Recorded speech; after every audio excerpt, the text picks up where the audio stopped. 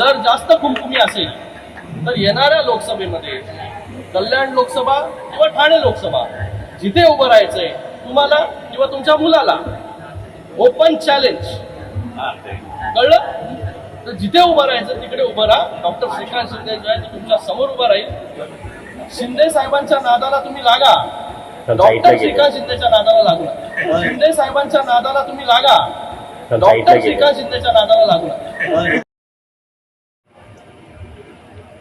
यांच्या घरामध्ये 2 मुलं आणि हे स्वतः माझी झालेली आहे. लोकांनी माझी देत केलेलं आहे.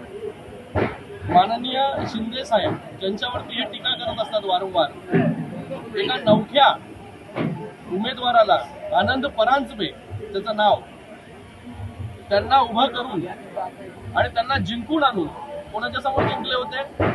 यांच्याच समोर, यांच्याच मुलाच्या समोर जिंकून आणून एका नवख्या उमेदवाराला खासदार करण्याची किमया माननीय मुख्य नेते उपमुख्यमंत्री एकनाथ शिंदे साहेबांनी केली. एकदा नाही 2दा केली. 2दा माझी करण्याचं काम केलं. त्याचबरोबर तुम्हाला देखील तुमच्याच पक्षाच्या मंदा म्हात्रे यांनी देखील माझी करण्याचं काम केलं. त्याचबरोबर आत्ताच रिसेंटली ज्या मुलाचं तिकीट कापलं, मुलाचा राजकीय बळी घेतला स्वतःसाठी आणि स्वतः जे आहे त्या ठिकाणी उभे राहिले, त्या मुलाला देखील लोकांनी पाडण्याचं काम म्हणजे माझी करण्याचं काम ऑलरेडी केलेलं आहे.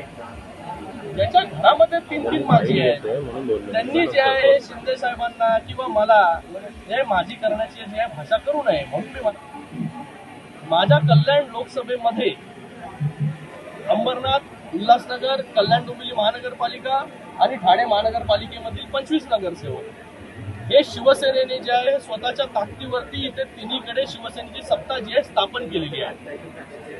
इथे कोणाला जे आहे कोणाला घेऊन कोणाच्या भरोशावरती जे आहे सत्ता स्थापन केलेली नाही.